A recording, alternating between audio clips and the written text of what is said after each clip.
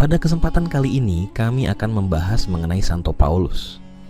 Setelah peristiwa penyaliban, berbeda-beda pendapat tentang kondisi Yesus atau Nabi Isa. Ada yang menganggapnya mati di tiang salib. Keyakinan ini yang diinginkan oleh rabi-rabi Yahudi dan umatnya yang menolak Yesus. Dan ada pula yang berpendapat bahwa Yesus atau Nabi Isa belum meninggal, tapi Allah telah menyelamatkannya, seperti yang dikatakan dalam Al-Quran, Surah An-Nisa ayat 157. Seperti apa perkembangan umat sepeninggal Yesus atau Nabi Isa? Yahudi terbelah. Umat Yahudi terbagi atas 3 golongan. Pertama, orang Yahudi yang meyakini kebenaran misi Yesus dan kemudian menjadi pengikut Yesus. Mereka ini disebut sebagai Nasrani, dan di antara mereka ada murid-murid yang setia yang disebut dalam Al-Quran sebagai Hawariyun. Quran Surah Asy-Syaff ayat 14. Dalam tulisan-tulisan ahli sejarah, golongan ini disebut sebagai Judeo-Christianity, Yahudi Kristen. Kedua, orang Yahudi yang memusuhi Yesus dan pengikutnya. Mereka ini pengikut rabi-rabi Yahudi.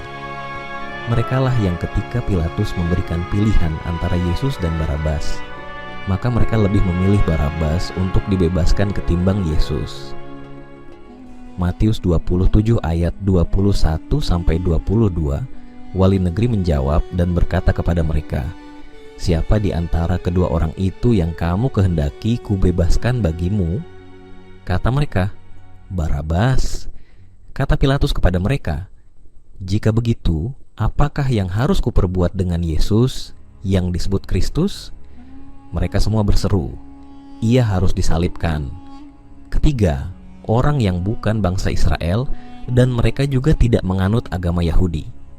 Mereka ini disebut dengan Goyim, Gentile. Umumnya kaum ini berasal dari Romawi dan daerah lain. Mereka memuja berhala atau banyak Tuhan, sehingga disebut kaum pagan. Jati diri Paulus. Dalam perkembangannya muncul seorang bernama Paulus. Dialah yang mengubah keyakinan yang dibawa Yesus dengan wajah baru, yang sama sekali berbeda dengan keyakinan aslinya. Ironisnya, keyakinan inilah yang diikuti hingga detik ini oleh umat Kristen sedunia. Nama aslinya adalah Saul, lahir di Tarsus, Turki, kira-kira 2 tahun sebelum Masehi. Karena Yesus lahir kira-kira tahun 6 sebelum Masehi, maka Paulus kira-kira berusia 8 tahun lebih muda daripada Yesus. Ayah Paulus berasal dari suku Benyamin, salah satu suku dari 12 suku Bani Israel. Saat itu di kota Tarsus terdapat sebuah perguruan Yunani, sejumlah kuil dewa-dewi, gedung komedi, dan tempat-tempat hiburan lainnya yang sangat digemari oleh orang-orang Yunani. Sejak muda Paulus sangat tertarik pada kebudayaan Yunani, terutama filsafatnya. Pada dirinya terkumpul 2 pengaruh, hukum Taurat dan filsafat Yunani. Sinkretisme. Secara formal, Paulus juga berguru pada Gamaliel, seorang ulama Yahudi yang amat terkenal di Yerusalem. Persinggungan pengaruh filsafat Yunani terhadap agama Yahudi di masa itu adalah hal yang umum. Aliran filsafat Yunani yang amat berpengaruh ketika itu adalah aliran Stoa yang panteistik, menganggap Tuhan dan makhluk merupakan suatu kesatuan yang sama zatnya dan hanya berbeda dalam penglihatan bentuk. Pencampuran antara ajaran filsafat Stoa dengan ajaran agama Yahudi terdapat pada filosof Yahudi Philo. Ia menganggap logos dari Stoa sebagai semacam malaikat yang tertinggi alias Roh Kudus. Philo hidup semasa dengan kehidupan Yesus dan Paulus. Paulus bukanlah orang Bethlehem, kota kelahiran Yesus, atau orang sekte Nazarene Nazorete, dan bukan pula orang Yerusalem. Ia tidak pernah berhubungan dengan lingkungan Yesus. Dia bukanlah murid Yesus, juga bukan pula pengikutnya. Malah Bible sendiri mencatat Paulus merupakan musuh pengikut-pengikut Yesus, dan ia bertindak sangat kejam sekali kepada mereka. Paulus hingga matinya tidak pernah menikah karena kondisi fisiknya yang tidak memungkinkan. Menyusup Paulus menyatakan diri sebagai Rasul Yesus. Dia menemui para murid Yesus, mengetahui kelebihan, kelemahan, dan kekuatan pengaruhnya. Dia memulai rencananya dengan menyebarkan ajarannya kepada orang-orang non-Yahudi. Karena merasa mendapat kemajuan, dia mencurahkan seluruh kemampuannya dan berhasil mendapatkan pengikut dalam jumlah besar. Ia memasukkan ide-ide filsafat Yunani ke dalam ajaran Yesus yang didapatkannya dari murid Yesus. Ajaran Yesus atau Nabi Isa adalah khusus hanya untuk Bani Israel. Hal ini disebutkan dalam Al-Quran, dan ingatlah ketika Isa ibnu Maryam berkata, "Hai Bani Israel, sesungguhnya aku adalah utusan Allah kepadamu, membenarkan kitab sebelumku, yaitu Taurat, dan memberi kabar gembira dengan datangnya seorang Rasul yang akan datang sesudahku, yang namanya Ahmad, Muhammad." Maka tatkala Rasul itu datang kepada mereka dengan membawa bukti-bukti yang nyata, mereka berkata, "Ini adalah sihir yang nyata." Quran Surah Asy-Syaff ayat 6. Dan juga dalam Bible disebutkan dengan jelas sekali bahwa misi Yesus hanya untuk Bani Israel. Matius 10 ayat 5 sampai 6. Kedua belas murid itu diutus oleh Yesus dan ia berpesan kepada mereka, "Janganlah kamu menyimpang ke jalan bangsa lain atau masuk ke dalam kota orang Samaria, melainkan pergilah kepada domba-domba yang hilang dari umat Israel." Kebudayaan Yunani sangat berpengaruh luas di masyarakat tanah Yudea kala itu yang sekarang Palestina. Masuknya kebudayaan di bawah penjajah Romawi. Selain menjajah, merampok harta rakyat dan kekayaan alam, mereka juga menyebarkan ideologi mereka ke masyarakat Yahudi, yakni panteisme. Kalau kita pernah menonton film serial Hercules, di sanalah gambaran tentang ajaran panteisme. Ajaran yang menyembah pada banyak Tuhan. Ada yang disebut dengan Zeus, Tuhan tertinggi, Bapa semua Tuhan. Ada Hera, istri Zeus, Ares, Tuhan perang, Afrodite, Tuhan kecantikan, dan masih banyak yang lain. Yang menarik di sini, Zeus mengawini perempuan bumi dan melahirkan seorang anak laki-laki yang super kuat yang diberi nama Hercules. Dan dia dianggap sebagai penyelamat umat manusia. Mengapa disebut menarik? Sosok pribadi Hercules ini sangat mirip dengan Yesus yang juga dianggap sebagai penyelamat umat manusia. Memang kedatangan Yesus atau Nabi Isa adalah untuk menyelamatkan umat manusia, tapi bukan sebagai Tuhan yang hidup di tengah manusia seperti halnya Hercules. Nabi Isa hanyalah seorang manusia, utusan Allah, seorang nabi, seorang penunjuk jalan pada kebenaran yang diridai Allah Subhanahu wa Ta'ala. Nah, ajaran yang salah ini bahwa Yesus adalah Tuhan seperti halnya Hercules justru disebarluaskan oleh Paulus. Ajaran Yesus adalah menyembah pada Tuhan yang satu, tauhid. Sedangkan ajaran Paulus adalah bentuk turunan dari ajaran panteisme. Paulus mengajarkan Trinitas, 3 Tuhan, yakni bahwa ada Tuhan Bapa, Tuhan Anak, dan Tuhan Roh Kudus. Berikut adalah bagaimana sesungguhnya perbedaan ajaran Paulus dan Yesus. 10 pokok beda ajaran Yesus dan Paulus. 1. Ajaran Yesus. Yesus adalah utusan Tuhan. Yesus tidak pernah meminta disembah, syamon dituhankan. Jawab Yesus, "Aku diutus hanya kepada domba-domba yang hilang dari umat Israel." Matius 15 ayat 24. Inilah hidup yang kekal itu, yaitu bahwa mereka mengenal Engkau, satu-satunya Allah yang benar, dan mengenal Yesus Kristus yang telah Engkau utus. Yohanes 17 ayat 3, Yohanes 11 ayat 42. Aku, Yesus, berkata kepadamu, sesungguhnya seorang hamba tidaklah lebih tinggi daripada tuannya, ataupun seorang utusan daripada dia yang mengutusnya. Aku berkata kepadamu, sesungguhnya barang siapa menerima orang yang kuutus, ia menerima aku, dan barang siapa menerima aku, ia menerima dia, Bapa yang mengutus aku. Yohanes 13 ayat 16,20. Kamu telah mendengar bahwa aku, Yesus, telah berkata kepadamu, aku pergi, tetapi aku datang kembali kepadamu.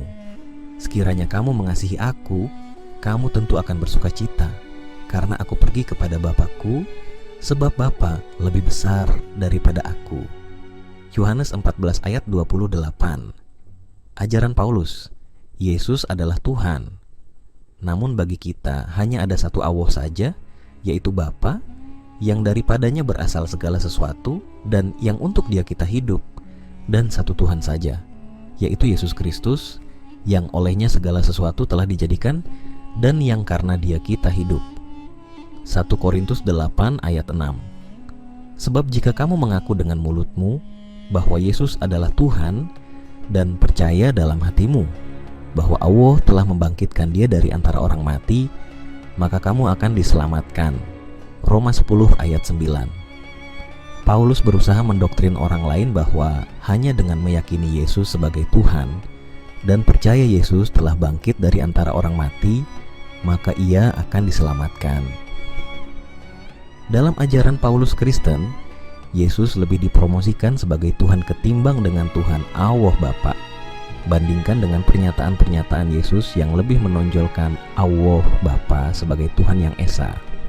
2. Ajaran Yesus ayat tidak membatalkan hukum Taurat, justru meneruskan hukum Taurat. Janganlah kamu menyangka bahwa aku, Yesus, datang untuk meniadakan hukum Taurat atau kitab para nabi. Aku datang bukan untuk meniadakannya, melainkan untuk menggenapinya. Matius 5 ayat 17. Karena aku berkata kepadamu, sesungguhnya selama belum lenyap langit dan bumi ini, satu iota atau satu titik pun tidak akan ditiadakan dari hukum Taurat sebelum semuanya terjadi. Matius 5 ayat 18. Karena itu siapa yang meniadakan salah satu perintah hukum Taurat, sekalipun yang paling kecil, dan mengajarkannya demikian kepada orang lain, ia akan menduduki tempat yang paling rendah di dalam kerajaan sorga.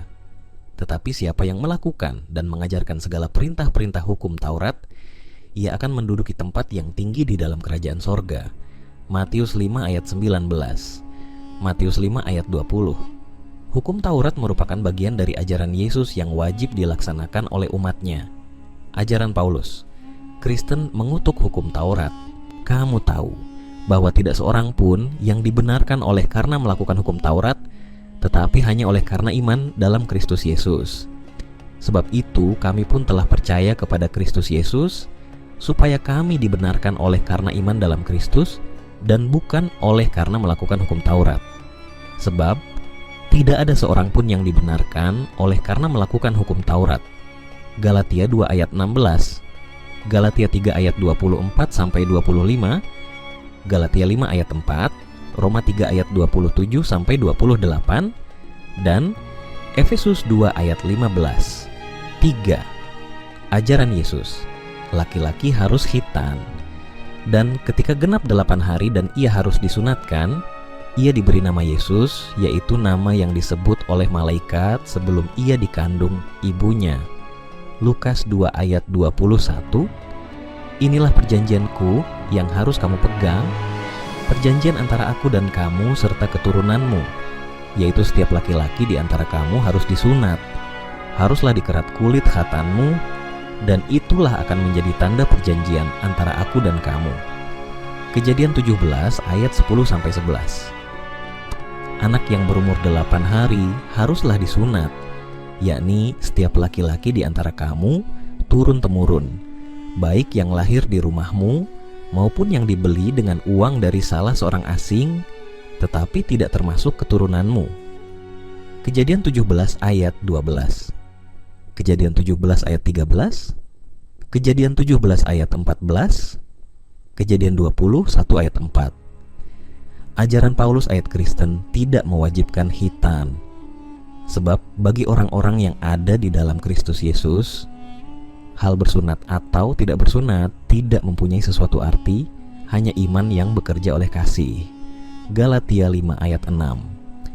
Sebab bersunat atau tidak bersunat tidak penting. Yang penting ialah mentaati hukum-hukum Allah. 1 Korintus 7 ayat 19. 4. Ajaran Yesus, tidak ada dosa waris. Ketika Yesus melihat hal itu, ia marah dan berkata kepada mereka, biarkan anak-anak itu datang kepadaku, jangan menghalang-halangi mereka, sebab orang-orang yang seperti itulah yang empunya kerajaan Allah. Markus 10 ayat 14. Orang yang berbuat dosa, itu yang harus mati. Anak tidak akan turut menanggung kesalahan ayahnya, dan ayah tidak akan turut menanggung kesalahan anaknya. Orang benar akan menerima berkat kebenarannya, dan kefasikan orang fasik akan tertanggung atasnya. Yehezkiel 18 ayat 20. Ajaran Paulus, setiap orang mewarisi dosa Adam. Sebab itu sama seperti dosa telah masuk ke dalam dunia oleh satu orang, Adam, dan oleh dosa itu juga maut. Demikianlah maut itu telah menjalar kepada semua orang, karena semua orang telah berbuat dosa. Roma 5 ayat 12. NB. Oleh karena dosa warisan dari Adam tersebut, menurut Paulus, disalibnya Yesus konon untuk menebus dosa-dosa manusia. Kelima ajaran Yesus: berpuasa, berwudhu, mengajarkan sujud serta berdoa ketika sedang sujud. Tetapi apabila engkau berpuasa, minyakilah kepalamu dan cucilah mukamu. Matius 6 ayat 17. Musa dan Harun serta anak-anaknya membasuh tangan dan kaki mereka dengan air dari dalamnya. Apabila mereka masuk ke dalam kemah pertemuan dan apabila mereka datang mendekat kepada mezbah itu, maka mereka membasuh kaki dan tangan, seperti yang diperintahkan Tuhan kepada Musa.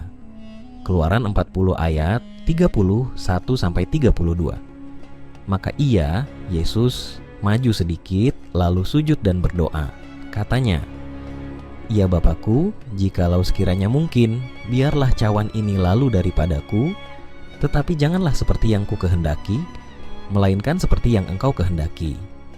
Matius 26 ayat 39, Bilangan 20 ayat 6, Kejadian 17 ayat 2 hingga 3. Ajaran Paulus, bernyanyi di gereja, dan berkata-katalah seorang kepada yang lain dalam mazmur, kidung puji-pujian dan nyanyian rohani. Bernyanyi dan bersoraklah bagi Tuhan dengan segenap hati. Efesus 5 ayat 19. Hendaklah perkataan Kristus diam dengan segala kekayaannya di antara kamu, sehingga kamu dengan segala hikmat mengajar dan menegur seorang akan yang lain, dan sambil menyanyikan mazmur dan puji-pujian dan nyanyian rohani, kamu mengucap syukur kepada Allah di dalam hatimu. Kolose 3 ayat 16. 6. Ajaran Yesus ayat melarang hidup mewah di dunia. Janganlah kamu mengumpulkan harta di bumi ngengat dan karat merusakkannya, dan pencuri membongkar serta mencurinya. Tetapi kumpulkanlah bagimu harta di sorga. Di sorga ngengat dan karat tidak merusakkannya, dan pencuri tidak membongkar serta mencurinya. Matius 6 ayat 19-20. Ajaran Paulus ayat, tidak ada larangan hidup mewah dalam ajaran Kristen. Orang yang mencuri, janganlah ia mencuri lagi, tetapi baiklah ia bekerja keras dan melakukan pekerjaan yang baik dengan tangannya sendiri, supaya ia dapat membagikan sesuatu kepada orang yang berkekurangan. Efesus 4 ayat 28. 7. Ajaran Yesus ayat meninggal dunia dibungkus kain kafan. Dan Yusuf pun mengambil mayat itu, mengafaninya dengan kain lenan yang putih bersih. Matius 27 ayat 59. Mereka mengambil mayat Yesus, mengafaninya dengan kain lenan, dan membubuhinya dengan rempah-rempah menurut adat orang Yahudi bila menguburkan mayat. Yohanes 19 ayat 40. Ajaran Paulus ayat meninggal dunia diberi pakaian rapi dan dibungkus peti mati.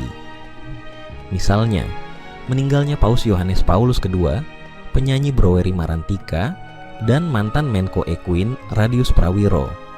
Ketiganya diberi pakaian rapi dan dibungkus peti mati sebelum dikubur. Kedelapan, ajaran Yesus ayat tidak membatalkan hukum rajam. Musa dalam hukum Taurat memerintahkan kita untuk melempari perempuan-perempuan yang demikian. Apakah pendapatmu, Yesus, tentang hal itu? Yohanes 8 ayat 5.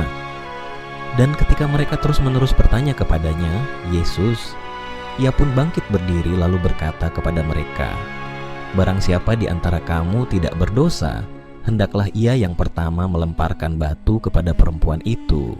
Yohanes 8 ayat 7. Ajaran Paulus ayat, tidak ada hukum rajam dalam ajaran Kristen. Ajaran Kristen menolak hukum rajam karena ia adalah bagian dari hukum Taurat. Lihat kembali pernyataan Paulus dalam Galatia 2 ayat 16, butir 2 di atas. 9. Ajaran Yesus ayat menerapkan hukum Qisas. Kamu telah mendengar firman, mata ganti mata dan gigi ganti gigi. Matius 5 ayat 38. Mata ganti mata, gigi ganti gigi, tangan ganti tangan, kaki ganti kaki.